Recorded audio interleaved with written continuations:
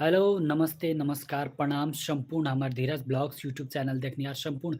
दर्शक भगवान सबके हम धीरज कुमार मंडल धीरज ब्लॉग्स यूट्यूब चैनल में अपने संपूर्ण दर्शक भगवान सबके स्वागत अछि। और आइ हम अहाँ सबके समक्ष लाइव जे आयल छी विशेष बात जे अयोध्या में श्री राम भगवान के मंदिर जे निर्माण भेलै ओहिमे जे मूर्ति स्थापित करते 22 तारीख के ओहिमे संपूर्ण देशवासी और लगायत ई हिंदू सनातन धर्म के जते जते श्रद्धालु भक्तजन सब छै संपूर्ण मान भाव सबके ओहि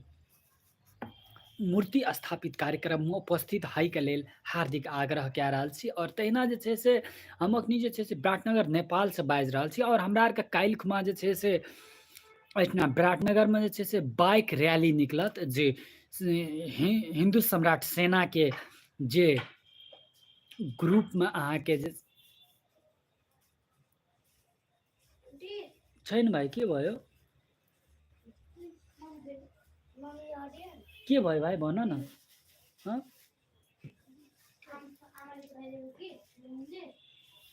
ल राख दो भाई राख दो। तो तहिना अपने संपूर्ण श्रद्धालु भक्तजन सबके हार्दिक हार्दिक मंगलमय शुभकामना व्यक्त करे छी और जय श्री राम कहे छी। तहिना अखनी जे छै से हमार लाइव में आओ भाई आओ न यता आओ। त्यस्तै यहाँ हेर्न सक्नुहुनेछ भाइ गोलु भाइलाई र मेरो यो त सानो भाइ पनि छ। तिम्रो नाम के हो भाइ? के रोहन खतिवडा भाइ अहिले आएको छ हामी पक्षमा मेरो लाइभमा हैन। त्यस्तै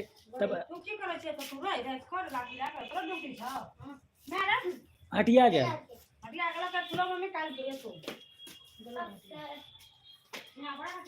त्यस्तै सम्पूर्ण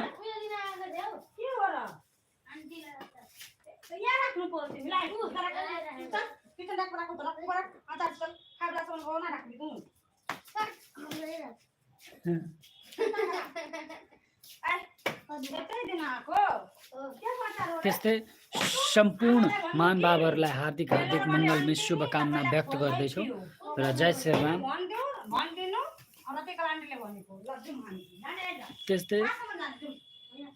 त्यस्तै जिल्लावासी देशवासी र सम्पूर्ण महानुभावहरूलाई यो 22 तारिखको दिन जुन जे ओइठिना अयोध्या में श्री राम जी के मूर्ति स्थापित जे हेतै ओइठिना वही 22 तारीख के दिन संपूर्ण श्रद्धालु भक्तजन सबसे आग्रह कए रहल छी अपने सब जत तत हेबे ओहि ठाम से अपने सब जे छै से साँझ के टाइम में ओहि दिन अपन घर का अगाड़ी 5टा दीप और लगायत हनुमान जी के श्री राम जी के झंडा सो अपन घर में फहराब। और ई 500 वर्ष बारम्बार हम अहाँ सबके बीच में दोहरा रहल छी जे 500 वर्ष जे ई लड़ाई लड़ रहल छलै एहिमे बहुत बड़का योगदान देना छथि। एहिमे बहुत जे छै से हिंदू सम्राट के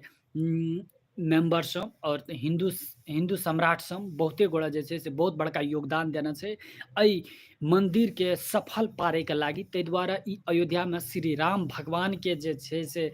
मूर्ति स्थापित हेतै ओहि कार्यक्रम में उपस्थित भए कऽ एहि कार्यक्रम को सफल पार देख लेल हार्दिक आग्रह कर रहल छी। और अपने सब जे छै से 22 तारीख के दिन सब गोट अपने सब दीप प्रज्वलन करब और तहिना जय श्री राम। और हर जगह में गूंजेगा बस एक ही नारा गा बोलो जय श्री राम। और तहिना संपूर्ण दर्शक मान भाव लोग लगायत ई श्रद्धालु भक्तजन सब हमार वीडियो देखनिहार हम अहाँ सबके अपील बारम्बार अपील कए रहल छी अपने सबके जे कहि रहल छी लाइव में आबि कऽ जे ई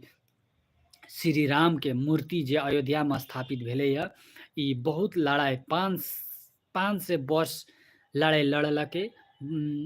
युवा सब और लगायत श्रद्धालु भक्तजन सब जे लड़लके बहुत बड़का योगदान देने साथ हिंदू संपूर्ण हिंदू सम्राट सेना सब तो अपने संपूर्ण दर्शक भगवान सबसे आग्रह कर रहल छी और जे छै से वही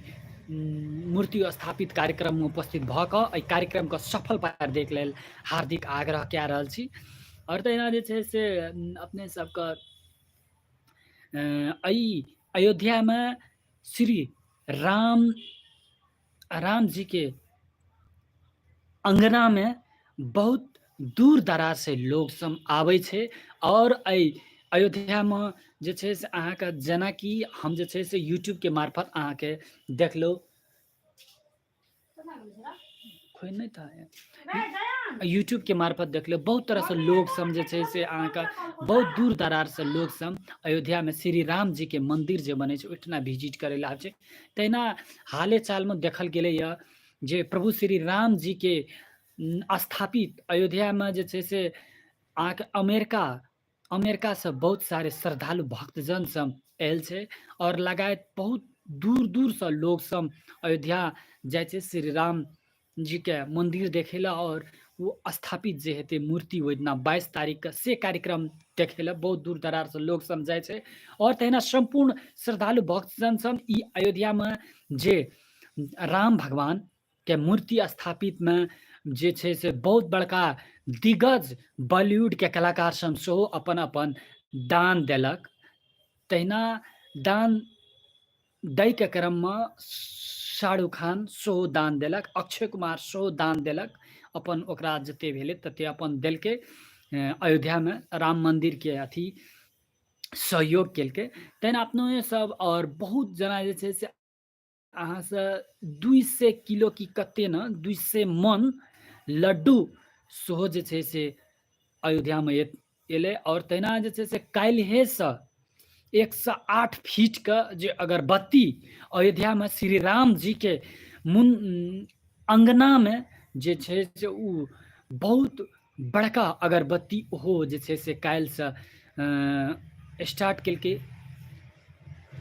जलेलकै उ अगरबत्ती जलेलकै और उ जे छै से 2 महीना तक 1.5 महीना तक अयोध्या में श्री राम जी के मंदिर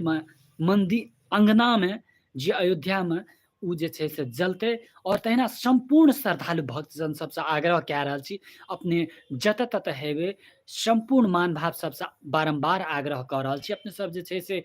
22 तारीख के दिन अयोध्या में श्री राम भगवान जी के मंदिर में अहाँ सब यदि सकै छियै तो उपस्थित भए कऽ एहि कार्यक्रम में उपस्थित भए कऽ एहि कार्यक्रम के सफल पारि दै के लेल हार्दिक आग्रह कए रहल छी। और लगायत तहिना अपने सब जे दूर दरार से लोग सब जा रहल छै जेना हमरो गाम घर से हमर दादा आर के जा रहल छै अयोध्या में तो बहुत दूर दरार से लोग सब जाइ छै जेना कि अहाँके अमेरिका से एले तकर बाद बहुत लोग सब जाइ छै श्री राम जी के मूर्ति देखे ला और श्री राम जी के अयोध्या के दृश्य देखे ला मंदिर देखे ला जे अयोध्या में अखनी जे छै से अहाँके बहुत तरह का विकास डेवलपमेंट भेल छै और बहुत तरह का लोग सब जे ई मुद्दा पर जे बात उठा रहल छै से मूर्ति बनले ई अयोध्या में जे श्री राम भगवान के मंदिर जे बनले ओई मंदिर कते गोड़ा जे से मुस्लिम सब जे कहै छै ई मंदिर जे बनले एहि ठाम में हॉस्पिटल लेकिन कॉलेज होबाक चाहिए यूनिवर्सिटी होबाक चाहिए लेकिन आब अहाँ के देखियो अयोध्या में ई श्री राम भगवान जी के मंदिर जे स्थापित भेले एहि के साथ साथ में आब जे छै से हरेक चीज में डेवलपमेंट हेतै और अखनी अयोध्या में बहुत चीज का डेवलपमेंट भए गेल छै। तहिना अपने संपूर्ण दर्शक श्रद्धालु भक्तजन सबसे आग्रह कए रहल छी अपने सब